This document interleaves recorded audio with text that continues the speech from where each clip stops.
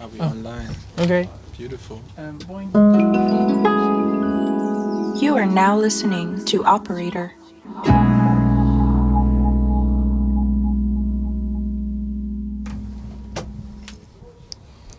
Hello. Hello. Hello. Is it on? Yeah, it's on. It's on. It's Welcome back. Can you also hear me? Can you say again? Hello, hello. Yes. Nice. Hello, beautiful world. We're back with a beautiful man.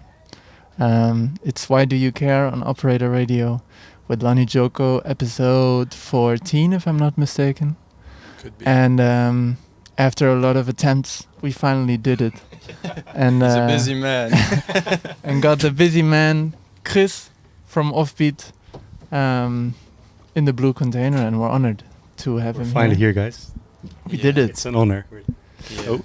So as always, we're gonna pick his brain a bit, and then we're gonna listen to some music. So maybe for those who don't know you, I think a lot of people know you or seen you around for sure. Who are you? So, okay. Excuse me? Studio Phil. So I'm Chris. I run a record shop called Offbeat Records together with Boas here in Rotterdam. Besides that, I also DJ, mainly together with Tom, my brother. Shout out. I think he's listening. Nice. And yeah, for the past years, I've also been active in organizing club nights and other music events with Disco Town, but also Achterban and the Maxi crew from Leiden, of course.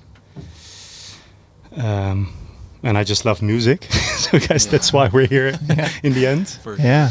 Yeah. And well, how we ask this question every time, but how did it all start? When did you start caring, and when did music play a role in your life first? Do you remember that? I mean, from a very young age, definitely, because both my parents are really into music. My mom is a singer, and my dad has been going to concerts for his whole life since he's super young.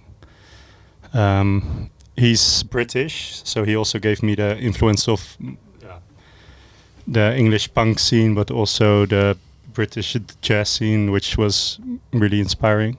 But where it actually started, I'm also already going all over the place. That's okay. I think, I mean, those classic moments when you're in the car with the family going on a holiday trip and listening to some CDs, I think when I now try to think back, I think those were the first moments where I actually started to enjoy music and realizing it already gave me some sort of emotion.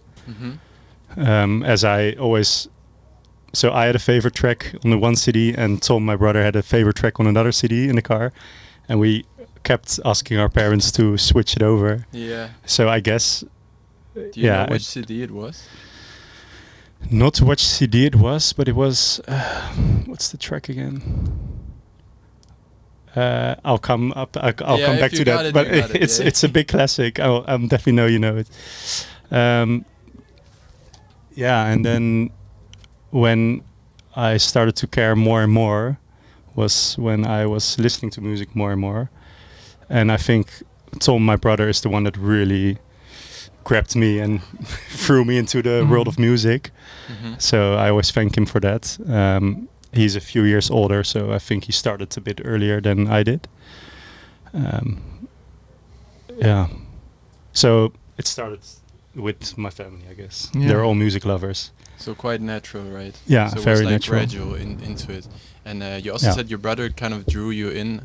How, like, is it more like he always showed you music, or also went to places, or took records, or was it just all of a sudden there? It's a bit of everything, because as a younger brother, you always look up to your older brother. True. So everything he's interested in, you're interested in, or you try to get interested in. And I remember that a family friend of ours from Chicago gave my brother a record bag filled with records. Yeah, crazy. As he heard from our parents that we were suddenly into music and we were liking it, and Tom bought his first records, and all of a sudden he got this record bag with house and hip hop and soul and funk. Crazy, so a mix of everything. So he was like super stoked and getting into it. I didn't own any records back then, but it started also getting really interesting for me. And whenever we were at home, he was DJing. I was looking over his shoulder and try to copy. I guess, yeah. So that's how he, I guess, inspired me. And how old were you then? I think records play quite a big role in your life now. How old were you when you first started yourself with records? Do you remember that? First starting buying records, I think I was 15, 16. And then I think it took like half a year before it like really became a problem and spending all my money on records. Pretty fast if you think about it, half a year that you're in it. Yeah, but first it was of course like every week you buy one or two. Yeah. And then you realize you can also order them online. And so the first packages came in, and then you have a small collection and you start DJing, so you want more. So of course, so all the money. Yeah, it's a classic story. And the DJing then first took place just at home with your brother, or did this already kind of go into gigs? Actually, not with my brother, because I also remember that I think he liked it, that I was also interesting, but he didn't always let me play or something. So I used to, when he was at school, I used to try to set it all up and to mix myself, and then when he realized when I was really into it, he showed me all the tricks, I guess. And what kind of setup was it back then? Was it still like a belt driven turntable, or was it already? I mean, for me, yes. I just had one of those wacky old kringloop things, and Tom had those, you know, those Pioneer control things with the CJs built in, and then 2 Pioneer decks. So you know what I mean. So it was both digital and so you had the big deck, and then exactly, okay. Like the spaceship. Yeah, the spaceship one. Yeah. Nice. And how was it for you, like then, because you were super interested in it, and then, I mean, I think for everyone it's different, but when did you say, okay, I also want to play somewhere? Was it more like your brother played somewhere and then you tagged along and played? No, because at the beginning we were not a DJ duo, because now we mainly, all the gigs we mainly play together. Yeah. But he started organizing events with a friend called Matthijs, also from the Maxi Radio crew. And they organized their first ever party called Swimming in the Groove in Leiden. Yeah, it was. Was that at Vibar already or somewhere else? No, the Vibar didn't exist. It was in this cultural space / cafe / bar. What's it called? Vrijplaats Leiden. It's called. Which still exists nowadays. It still exists. Yeah. Oh, nice. It's a cool place. Yeah, and it's a really accessible place for like beginning organizations to do something, I guess. But it's not per se a place for club nights. It's more. They have also noise concerts and experimental thing. Nice. Anyways, so they did their first gig there, and I kept on asking, "Can I please play? Can I please play, please?" And then I got the opening slot, and that's where it started for me. My first gig. But no, that was my first gig. Yeah. But before that, I've of course also did the classic house parties and throw little events myself in my living room. And for sure. Actually did one with another friend, an illegal rave. That was the first ever event we did. Crazy. We found outside this warehouse. We found this warehouse in Leiden on the industrial area. Yeah. And we got in contact with the owner, and I said like, it's my birthday. It was not my birthday, of course. And I really need this nice open space. You had the whole story ready. Of course, the whole story ready, and I need this place where I can invite many friends and maybe where I can make some music.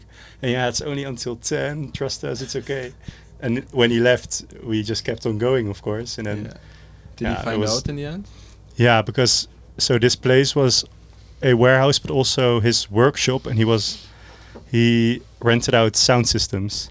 So in the middle of the night at 3 or 4, his crew came in to place back the sound system they picked up from this location. They were like, "What is going on here?"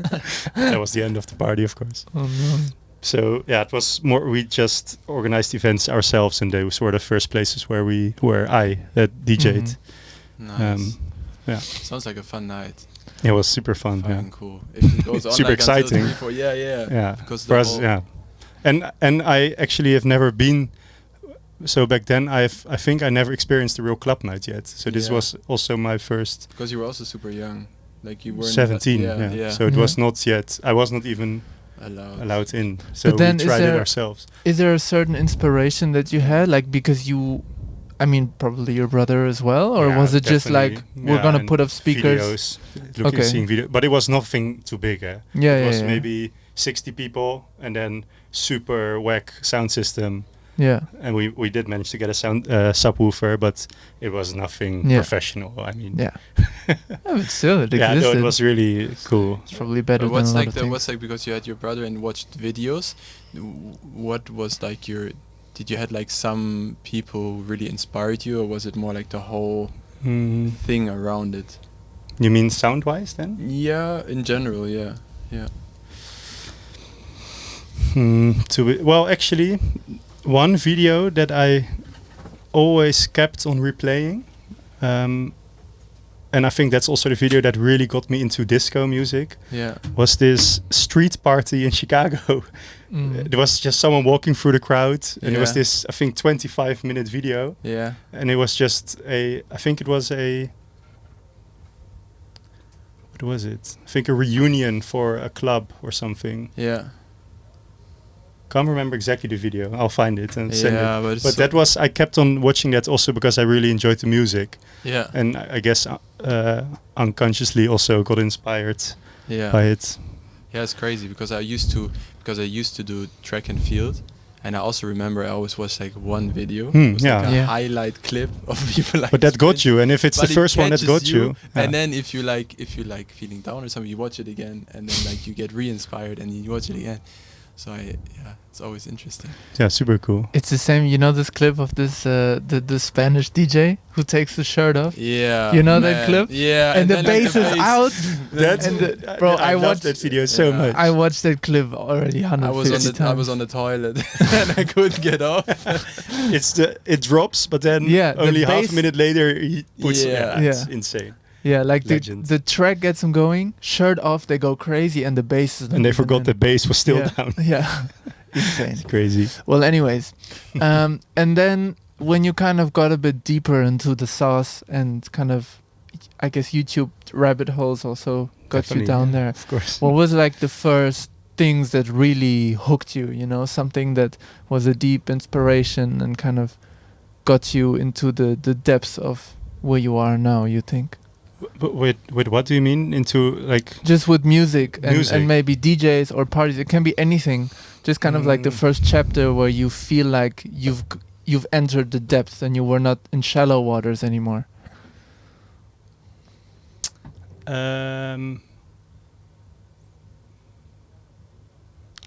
What would that be?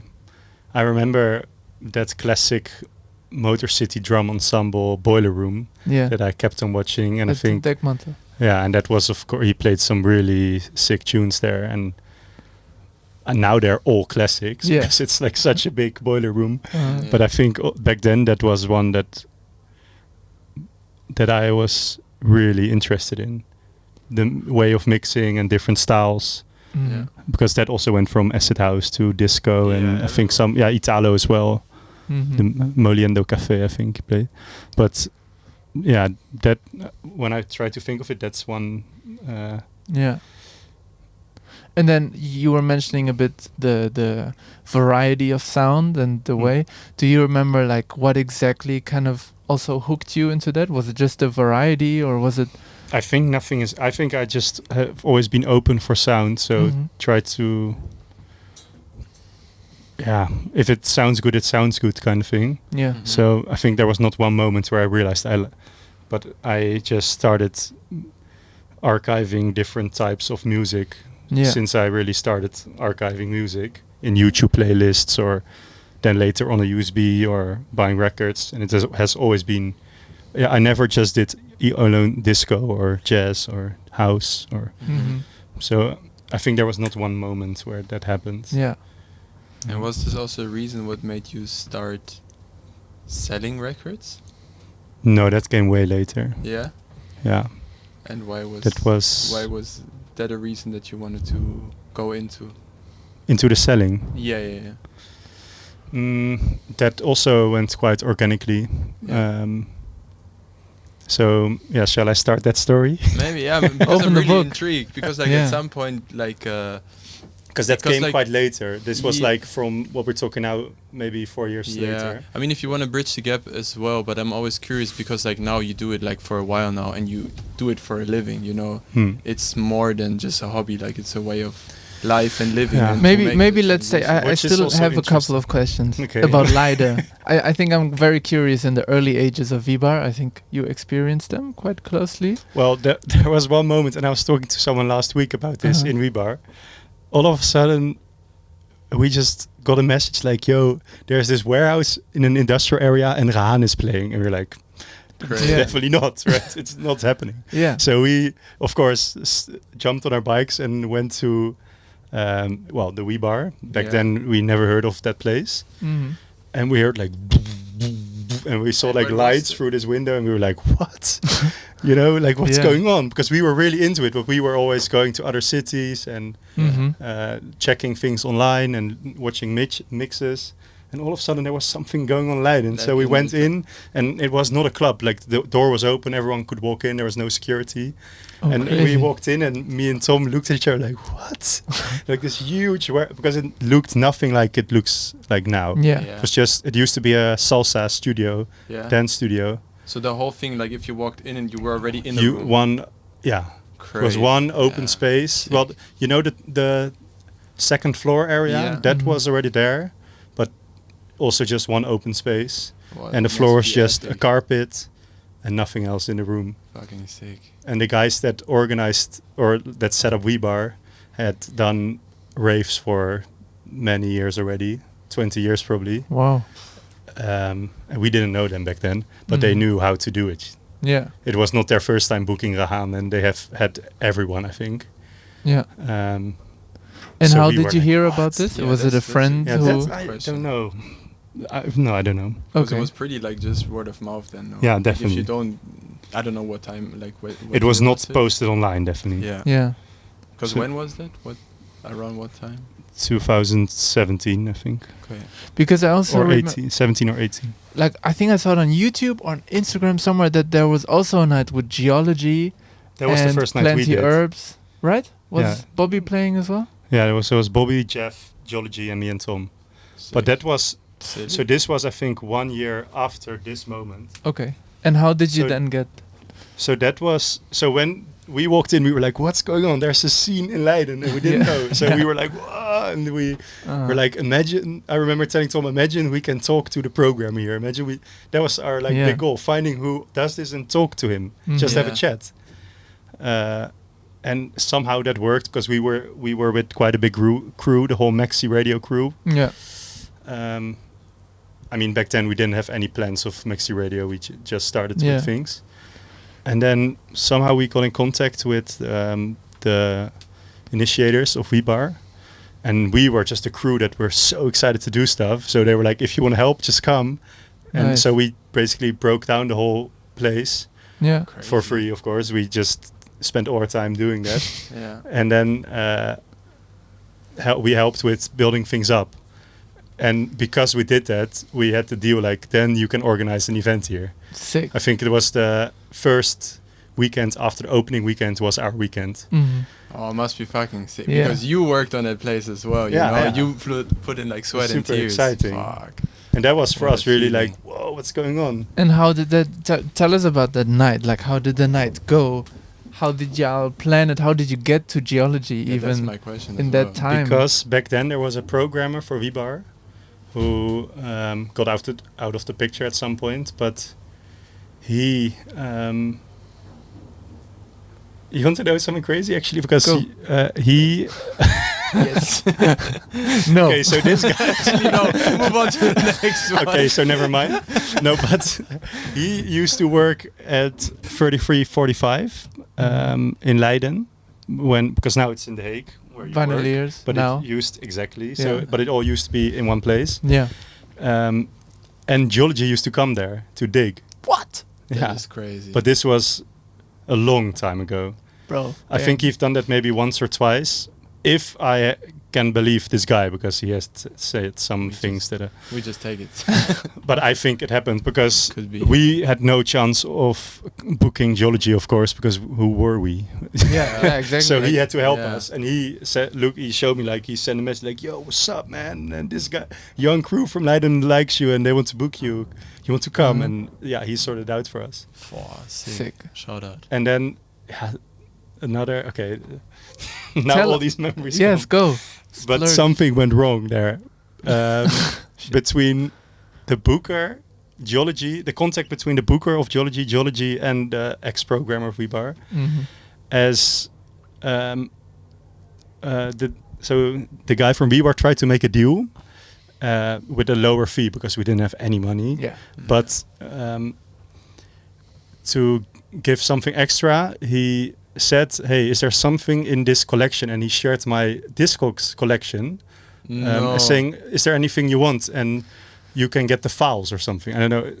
To be honest, now I think back of it, why did he even do that? Yeah. Without asking me, and why would he want a file, you know? Yeah. Geology understood it differently. He thought he could just get 5 records or something. Or Yeah.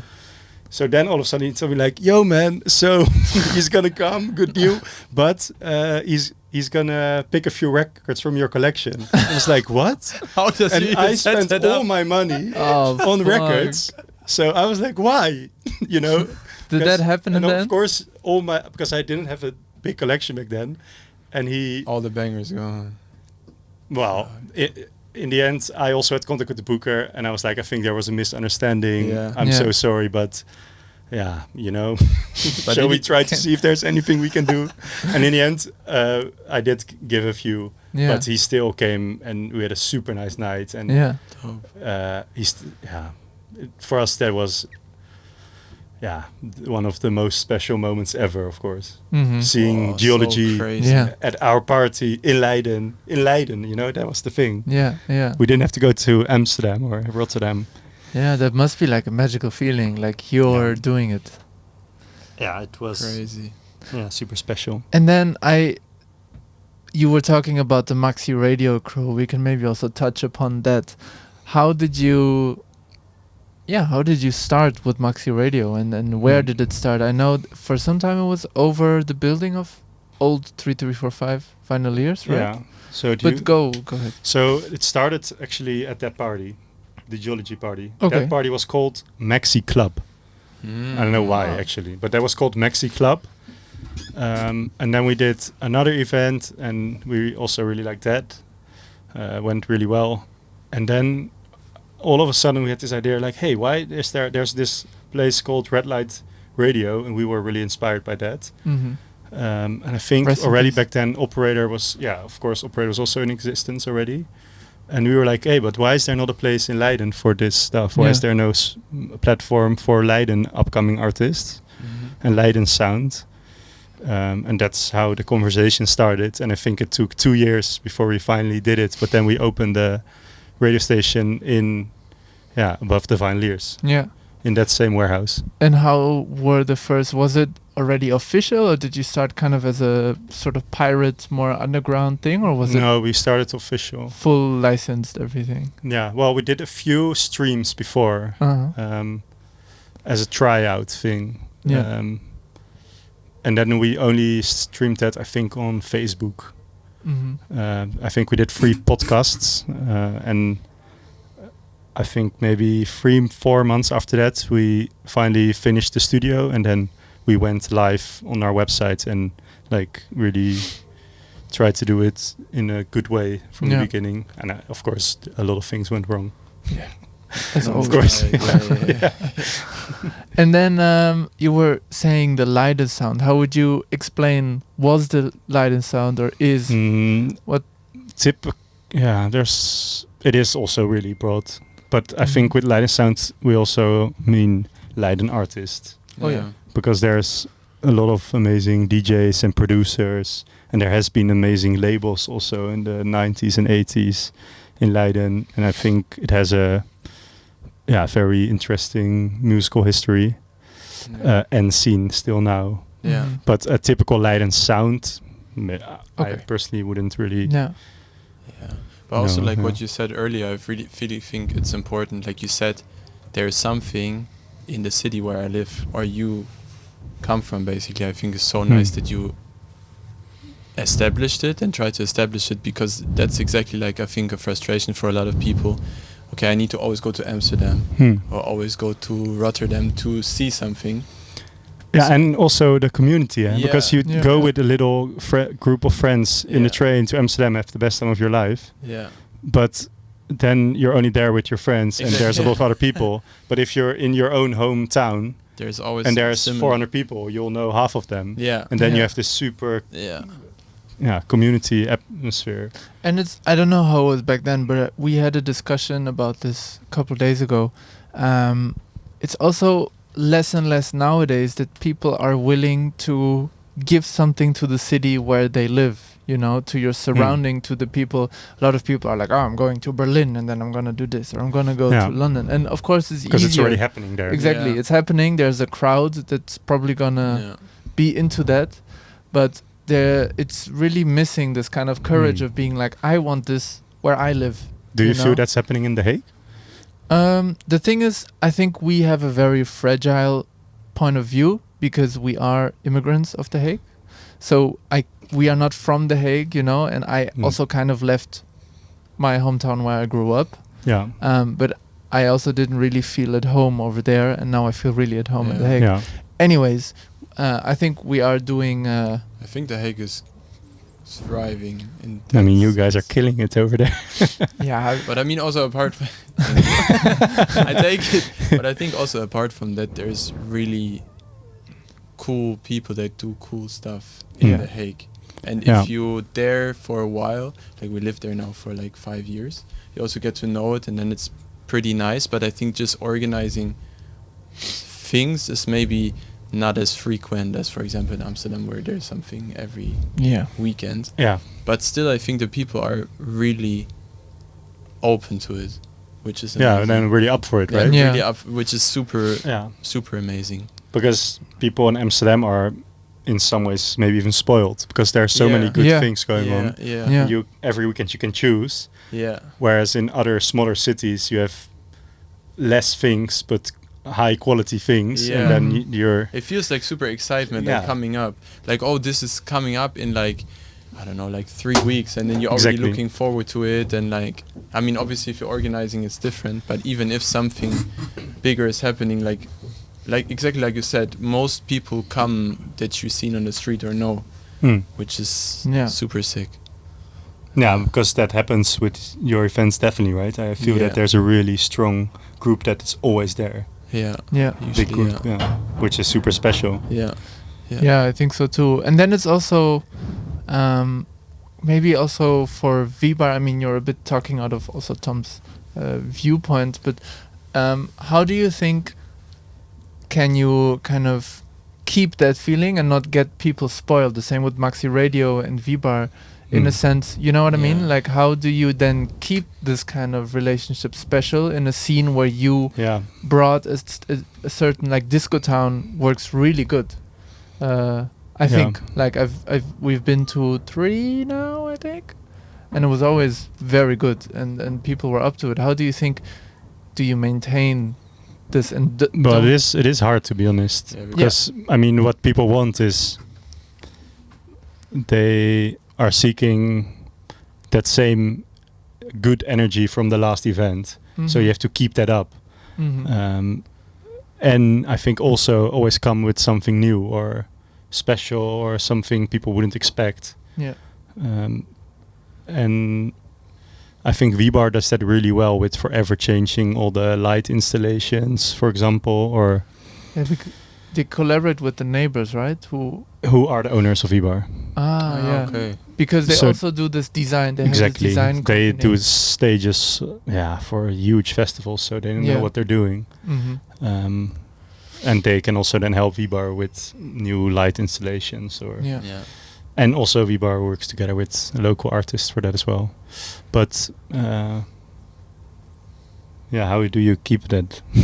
Good question. It's so tricky because like the first, like it's always like, I mean, we also don't do it for too long, obviously. So I think for us, we're not at a point yet. But for example, if you do your first event, it usually goes well because you tell everyone. And everyone comes, and then the second one too. But at some point, people know it.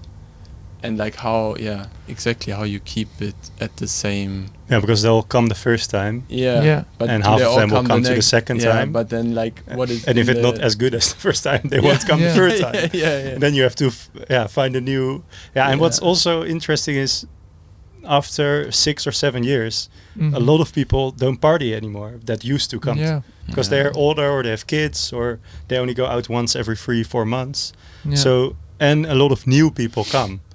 And they have different expectations or experience things that we used to do for our crowd then in a different way. So this, I think every time you just have to also see and feel what's going on and realize what you maybe have to do the next time. But in the end, if you just do something with a motivated crew and something you really like, then usually people would see that when they walk into a club. See all the effort that's in. And would you, is then, if I understand it correctly, is Disco Town then kind of the continuation of the Maxi club nights that you did, or what is it? Different things you would say? It's a whole different crew. Okay. Well, there's 3 people that are in both crews, but then in Disco Town there's 2 other people that are not involved with Maxi, and then there's people in Maxi that are not involved with. But Maxi Club, out of the Maxi Club crew, Maxi Radio started, and then Maxi Club did a few more nights, and Disco Town, I guess, also started on the side around the same time Maxi Radio started. And that started not in V-Bar, but in this super tiny student cafe. Oh, really? I think you said it, and then like it exploded like crazy. It went like, we were like, because we just wanted to do something fun, and all of a sudden it was packed, and we actually made money, and we didn't expect that even. We were just because we didn't book any DJs, we just played ourselves. But then, so we didn't make a budget. We just. But all of a sudden, the owner was like, "Hey, by the way, you sold so many tickets, you're gonna get 2,000 euros." And I was like, "We didn't even expect something." If he said nothing, we were also fine with it. So that motivated us to do another one, I guess.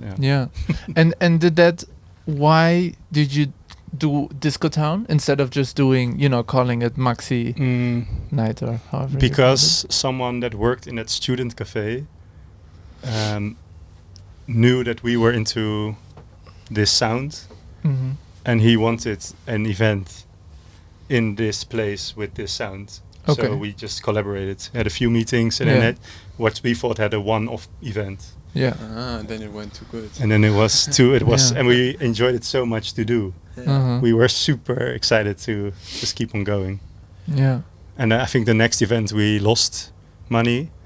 Yeah, but you had 2K extra. Exactly. Fuck it. That's the thing, there's like play money. And it doesn't matter.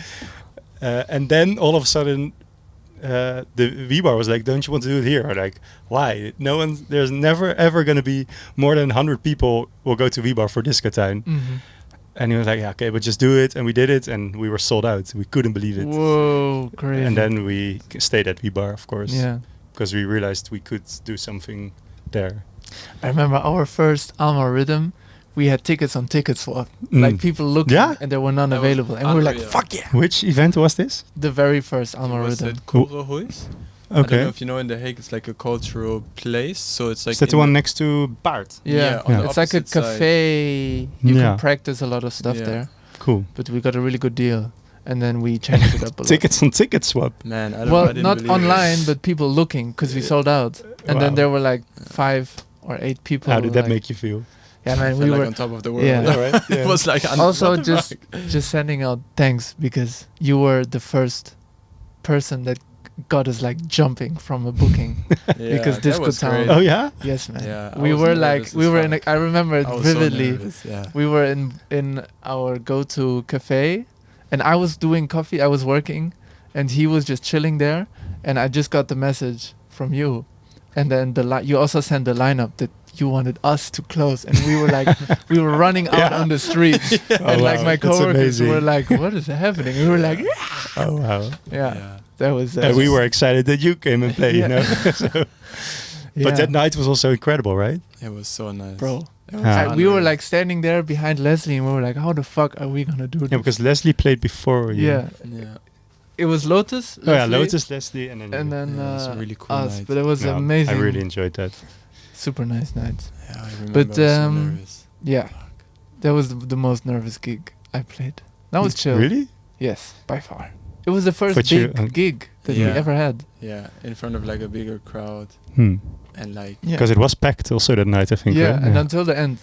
Yeah, but that's because of you guys. Because I have to say, in V-Bar could get quieter at like 4, but this time at 5, people stay dancing. So yeah, I mean we kept peak time for 2 hours. Yeah. We did not slow down. You only bought the real peak time bangers from your cabinets. Yeah, but tell us about some some special nights that you had with V-Bar. Something that was like really like wow. That was, or is there something? That I mean, of course, the first one. Mm-hmm. Yeah. That one was like wow, because but we already talked about that one. I mean, one that was special when we with Disco Time did our first ever band, which was Another Taste, as they wanted to trial out, and they are of course one of the sickest bands out there, right? Yeah, you would agree, I think. Definitely. So, and for us, it was really a big thing because usually we just have DJs, and now we had a 5-piece band. New production. And it was really, we were all really nervous for how that was going to go. But it was so cool it was such a different experience, of course. Yeah. Because usually you're just more used to like DJ and a certain sound from the sound system, you know, but this time it all sounded different and different crowd because there's a live band. But did you do live band and DJ or only live band? We did we also did DJs. So they played in the middle, and then we had DJs before and DJs after. Yeah. But I think we just asked the band members to DJ as well. Oh, that was so nice. Yeah. I mean, they really know it's done as well. Yes. On that part. Yeah. I mean, Bobby. Oh man, crazy. Amazing DJ. Yeah. Besides being we're really like scouting for the right moment to book him as well. You should. Him and Jeff Hacker is always like, when can we book them? Yeah, but you every gig you do. That's true. That's true. But you want a deep crowd and you want to kind of go. Yeah, I know. Deep. I mean, we booked Bobby already, but you want the right crowd for the right DJ. Yeah. But amazing. Yeah, but in the end. And one special thing was, but I'm not sure if it was my favorite, but there's another venue in Leiden, the Stadsgehoorzaal, which is this insanely big theater, which usually doesn't do club nights, more classical music and big concerts. And somehow we did an event there with this guy. We had Red Greg, my all-time favorite DJ. But you lost money there, no? Yeah, because I was already a bit like, because now I think back to it, we just should have booked him in V-Bar because that's where we had our crowd and where we had that real atmosphere. And now it was really special in this beautiful concert hall, but a lot of stress for the production and the sound, because how do you ever get? Because it's also new venue for you. So exactly. You don't know how it works. Like in V-Bar, you already like dialed in. Yeah. Like okay, you need to do this, I need to do this. This is how it works. We can host the artist properly. Exactly. Now it was way different, but it was so special that because it is the most impressive venue in Leiden to do something there. Yeah. But at the same time, also regret we did it somehow. But it was special. Yeah. I mean, Red Greg is always a treat. It's insane. Yeah. Really, deep really crazy. Yeah. The deepest. Yeah, definitely. like also we talk about it, but when he posts like on his Instagram, like, oh, new single, pick of the day, you check it on Discogs, 0 halves, 800 ones. Found it for like £4 yeah, in the day. Yeah. Haven't played this for 30 years. Yeah, great. Yeah, legend. No, really. Well, then maybe like nice scoop with 15 minutes to go or something like that. 15 minutes. Yes, Yeah. I told you, time is flying. Yeah. But deep crates, how did you get to deep crates and selling them? What do you mean? How did I I started digging, or? No, Yeah, how did you start? digging and then Selling. deciding to sell them and okay, kind of yeah. how did that whole journey start? Okay, so that's started because I run the shop together with Boas. Yeah. Mm-hmm. And we met at Maxi Radio as he was a resident there, with a friend of his, David. And Boas all of a sudden came to me and he said, hey, I've got this idea. Do you want to talk about it? I was like, sure, tell me. And he had this idea of doing a record auction at the radio. And the concept was to sell records or play records, talk about them, but they would be like under the radar ones. And then people could bid we would post the clips and people could bid for 5 days after the show. Sick.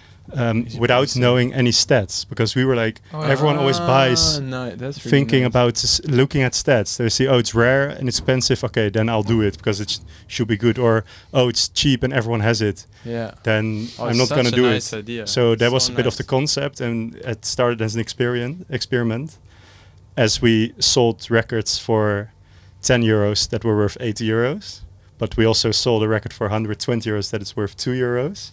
So it went Crazy. both So ways. nice. Because they only went by sound, right? You didn't Exactly. say the title. And or we all checked they were non-Shazamable, so we really digged through our So collections really- to find that's stuff a that fucking nice idea. purely to find stuff so people could buy not based on statistics, but just on sound and how they like it and how much it's worth for them. Yeah. And really try to make them listen and think like, is it actually for me or not? Or is it because a lot of people just want something because of everyone wants. Yes, exactly. 100%. Yeah.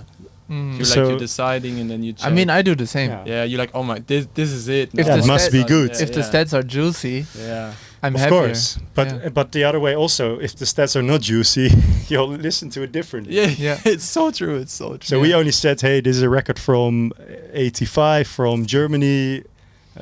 We like it because of this, and then we just played it, and then we put the clip online, and so many people started bidding. We couldn't believe it. Wow. For all over the world. Because a lot of people probably think, oh, this. But shit how must did be you like get Well, and they got rare. deals. Yeah, and they got deals. Because there was also people, of course there's people that will know one or two, and then they know, oh, this one is really hard to get, for example. And then they will get really interested. So people, of course, started to check all the clips to see if there's anything they really wanted. So nice. But how did you get to such a large crowd? Like, how did you get to all over the world? We just posted it on Instagram, and it wasn't on an account with already a few hundred followers Boas had. Yeah. And I don't know, people just started to comment, and then you are, I guess, in the algorithm. Yeah. Thank God, and fuck the algorithm. Yeah. Well, but how long did you do that for then? Because it started as 4 experiment. shows. 4 shows. And then, because we had that, and then we had that Instagram account, and then we were. Was it called Offbeat? Yeah, then we already called it Offbeat. Crazy that you already had the name. And then we decided to also sell outside of the auctions, to just do some random records for sale in between, and then at some point we had a few crates at Maxi Radio for the DJs that got there to dig through, and we started by going there once every week on a Monday to post things online or to put some things on Discogs or to ship or make a post. And then it became 2 days, and then we had more records. And then all of a sudden, Maxi Radio was kicked out of the warehouse, and we were there with all our records. We were what are we going to do? And then we found that shop in Rotterdam, as we both lived here. And you just said, fuck it. Yeah, exactly, because it was a bit like, are we really going to do this? Because now you have a shop with opening times. You cannot just choose to go whatever or not. you want. Exactly. But we decided to do it, and went quite well. And how did you find, because I mean, I can only talk from my experience so far for like digging for records. Now it's pretty hard, like to, I think you need to have certain connections or buy like bigger bulk. How is it for you guys to find stuff to also like always bring new stuff to the store? I mean, yeah, that's definitely the hardest part of running a record store, having good stock. Yeah. Because some people come weekly, Yeah. for example, and if they see the same old stock all the time, they will stop coming at some point. And you just always want fresh and good stuff. Yeah. And the way we do it is mainly by buying collections and trying to be a bit more creative with how to find them. Mm-hmm.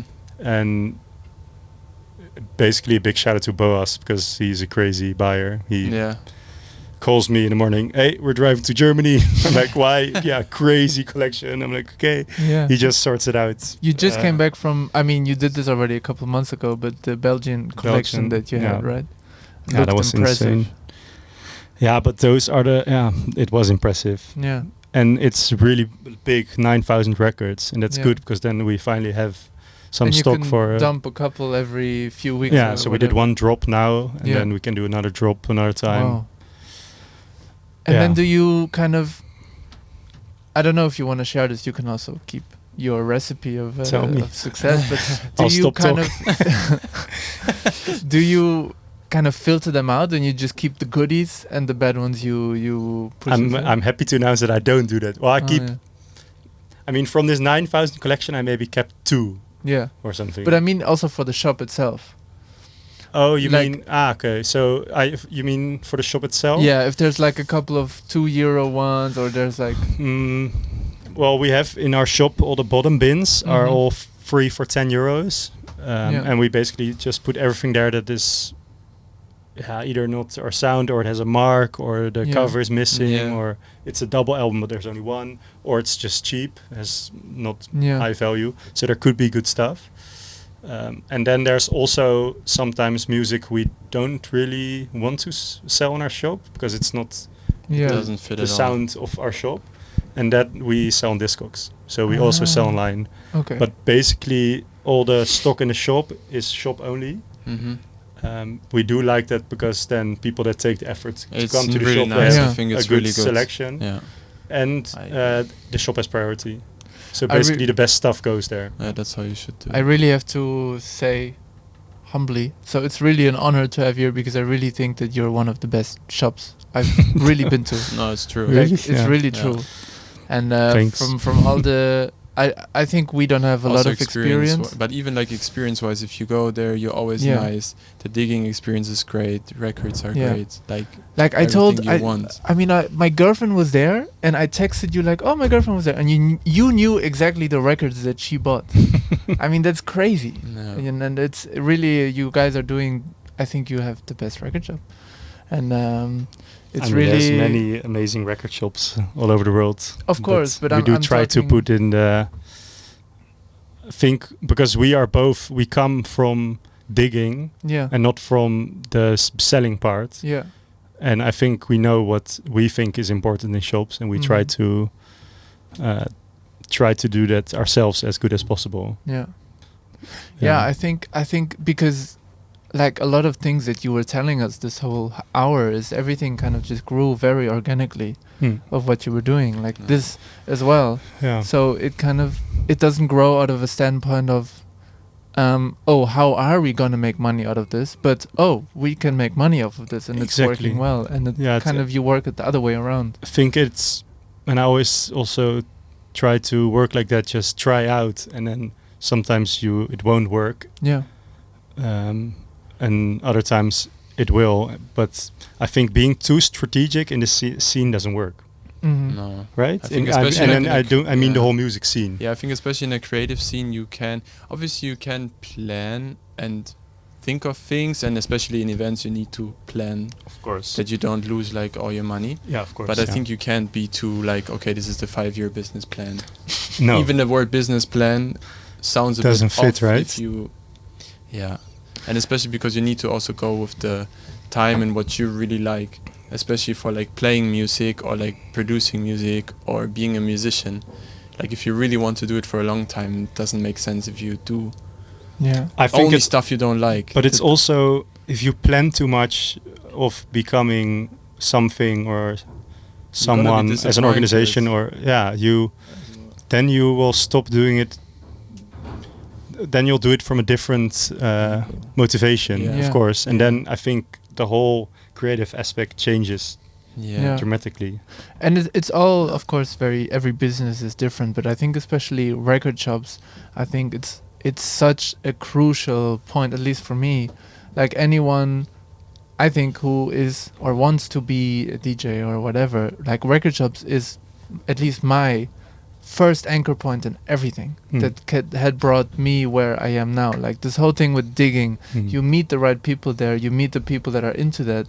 Like we went to Offbeat with Levi, I think, and then suddenly Miguel was there, and then this other guy was there, and then Izzy was there, and we were just all talking, and then you end up having dinner together, and this whole thing that a record shop it's amazing can create. Those seeing these connections happen as well, and experience it myself. It's so nice. Yeah, and it's beyond retail, like you know, and that's exactly why you're not selling Taylor Swift 18 versions, because it probably is gonna sell well, but these customers are not gonna like care about these values that a record shop should really hold.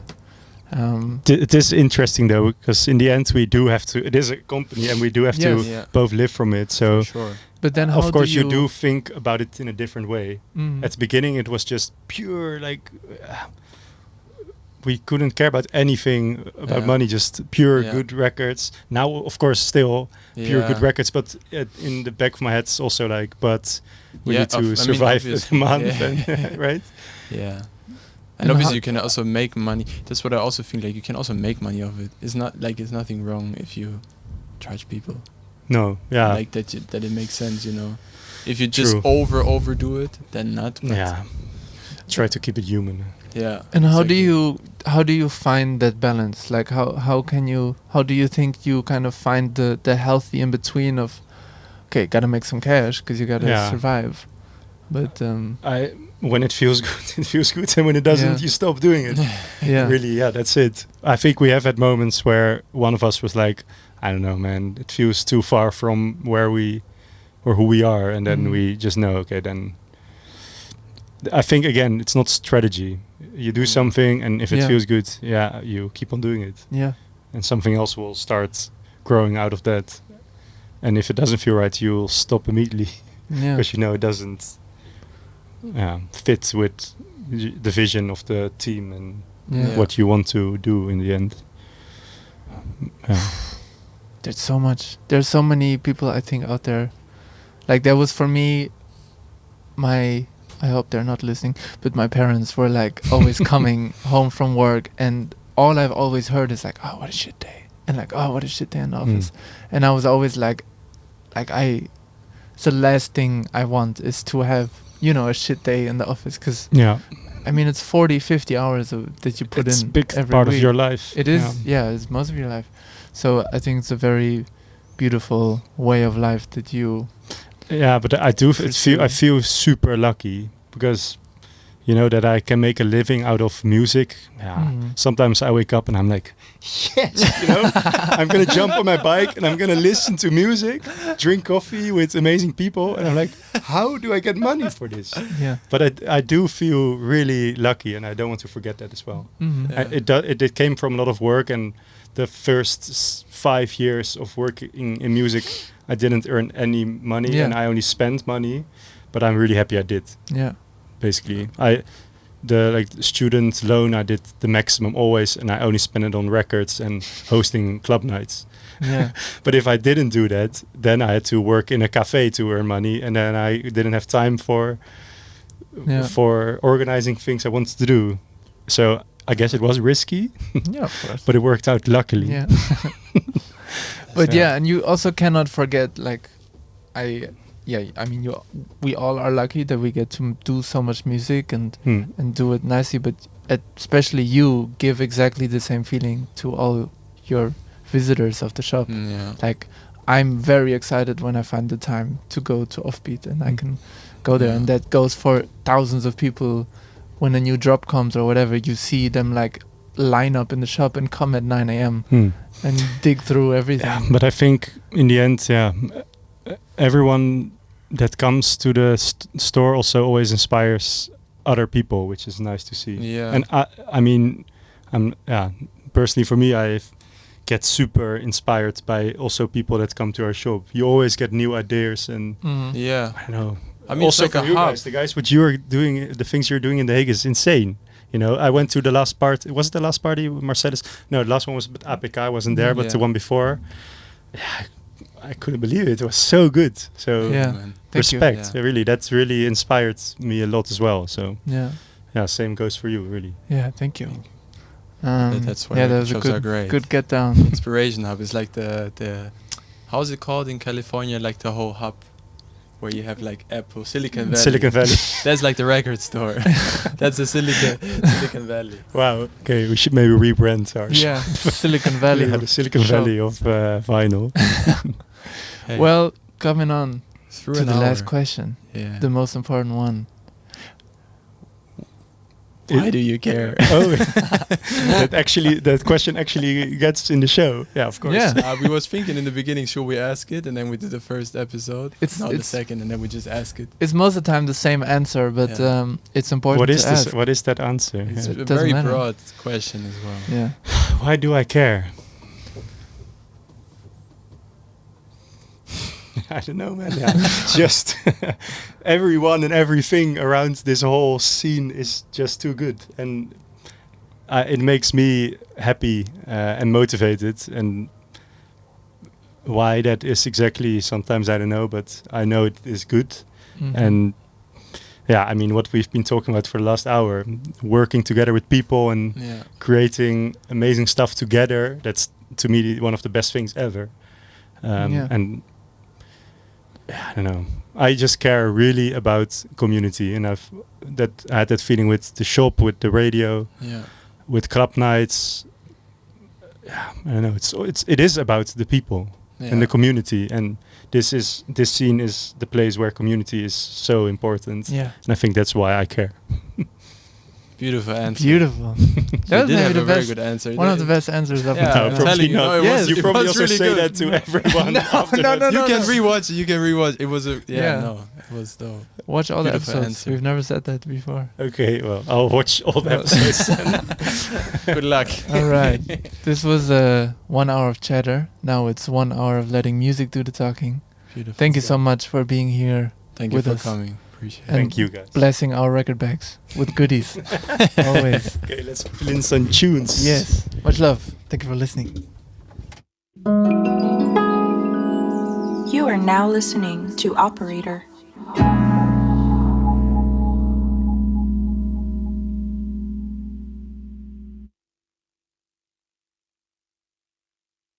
Kept trying to also ask you guys questions. But also in the beginning it was really weird because we were like also talking about how do we want to do it. What do we want to do it more fixed or like more? Yeah, I'm just putting it on some stuff. Or like more like free. And then I think it helps if it's like a conversation, if it like flows a bit more. Yeah. Because if I would sit there, I would feel extra uncomfortable. Yeah. Talking, but it's always fun. I guess interviews always feel a bit weird. Yeah. Yeah, but at the end of the day, it's just a conversation, you know? We should start with some Gil Scott Heron. Yeah. Always. I also remember, it's your dad's favorite, no? Yeah. Yeah, I remember. Every episode that you do, there's a Gil Scott somewhere. Definitely 80-90% is some Gil Scott. Alright, 1 hour of tunes. Enjoy. A few times.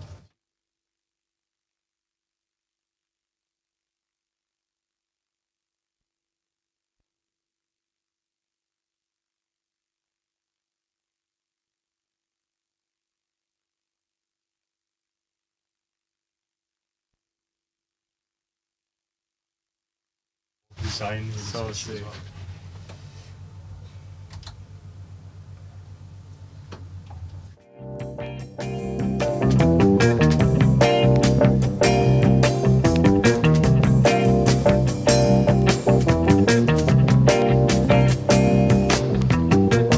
Ever feel kinda down and out your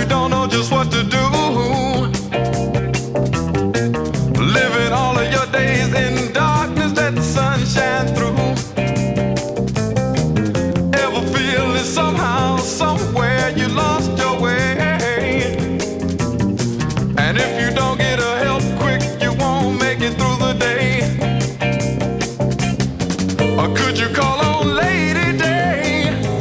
Could you call on John Coltrane now? 'Cause they'll wash your troubles, your troubles, your troubles, your troubles away.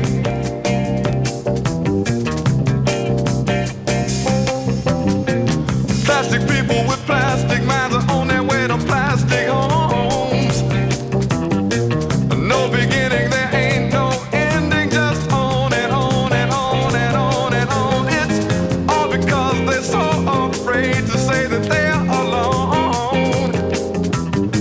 Until our hero rides in on his saxophone. Or could you call on Lady Day? And could you call on John Coltrane now? 'Cause they'll wash your troubles, your troubles, your troubles, your troubles away.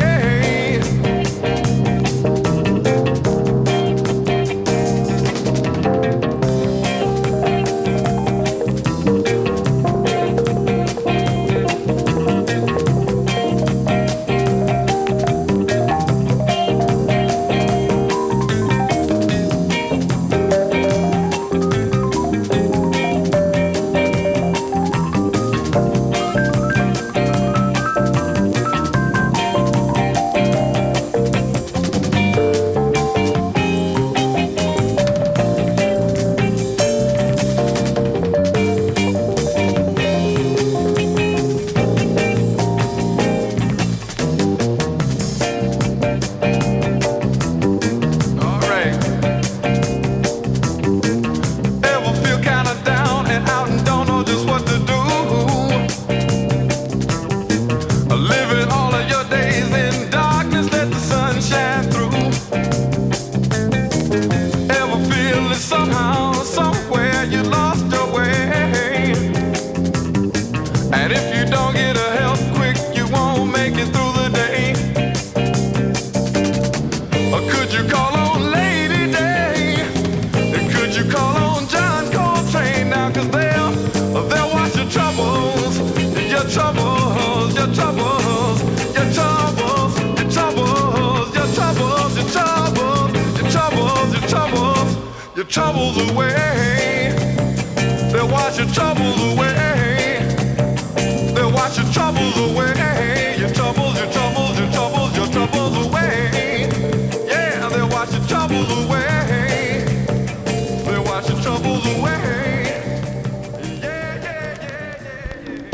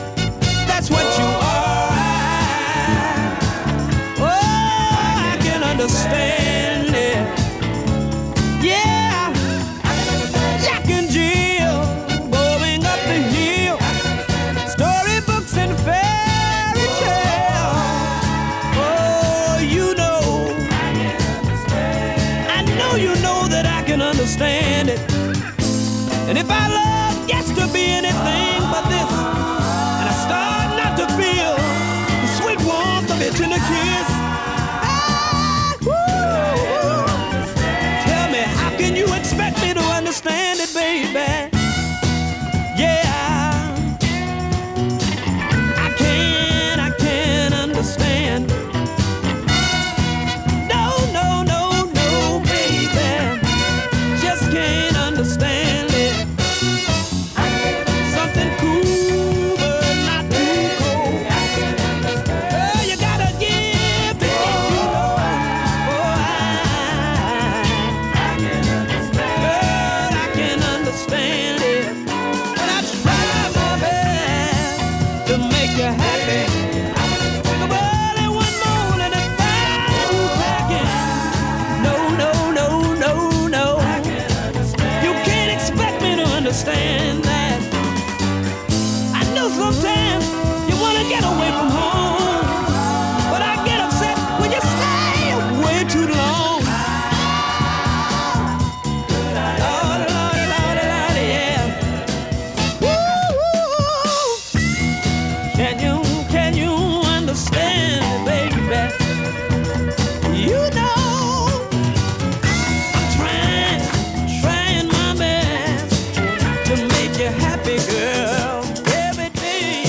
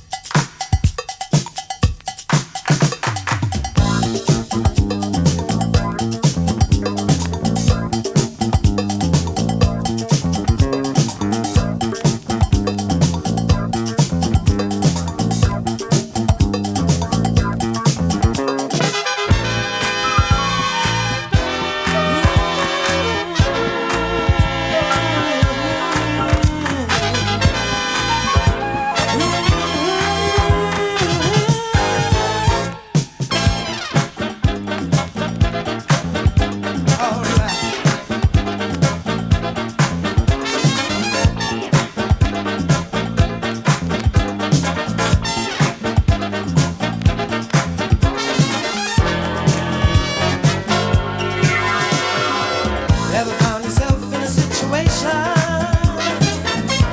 that you feel you can't control? Just give it a little consideration, and you find it deep within your soul. Well, check it out. Sit back and relax and do the right thing. Well, mama, set yourself at ease. Just let the music take you higher. Satisfaction guaranteed. Well, now go. You've got to make up your mind. For what you know. You gotta go for what you know. Girl. Even if you can't dig it, you gotta go for what you know. Don't get lost inside your own world. It's easier outside. It's easier outside. Just keep on pushing, don't give up now. You can make it if you try. Give it up and turn it loose now. I'm telling you, go for what you know. Got to get up and go, y'all. Just worry about you and not the rest now. Don't fight the feeling, let yourself go. Don't go and waste no more time.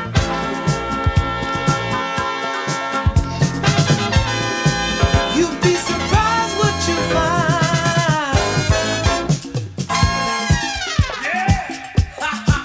Woo!